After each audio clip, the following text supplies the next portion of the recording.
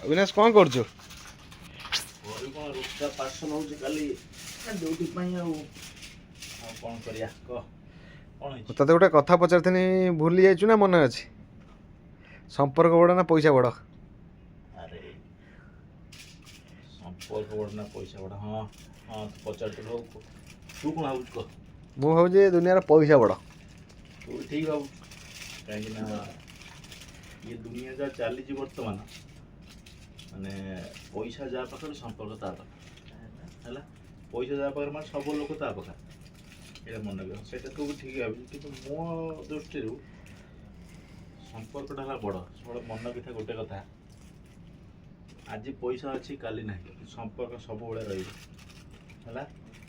ଆଉ ଗୋଟେ କଥା, ଲୋକଙ୍କ ସାଙ୍ଗରେ ଏମିତି ସମ୍ପର୍କ ରଖେ, ମଲାବେଳେ ବୁଝିପାରିଲୁ, ମରିଯିବୁ ଲୋକ କହିବେ ଇଏ ଲୋକଟା 2 ବର୍ଷ 5 ବର୍ଷ ଅଧିକା ବଞ୍ଚିଥିଲେ ଟିକେ ଭଲ ହେଇଥାନ୍ତା।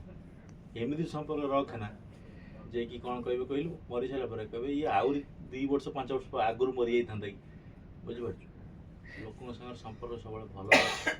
ଆଚ୍ଛା ହଉ ଠିକ୍ ଅଛି। ଖାଇବା କ'ଣ ଆଜି? ଖାଇବାକୁ କ'ଣ, ଏଇଟା ଆମର ରୁଟି, ନାଉ ଆଳୁ ସନ୍ତୁଳା ହେଇଛି, ମାଛ ଥିଲା, ମାଛଟା ଖାଲି କ'ଣ କହିଲୁ ଆମର ପିଆଜ ଆଉ ଟମାଟର ଦିଆ ହେଇକି ମାଛଟା କୁଟା ହେଇଛି। ଆଉ ଏଇଆ ଆଜିକା ଖାଇବା ହେଲା ଏଇଟା।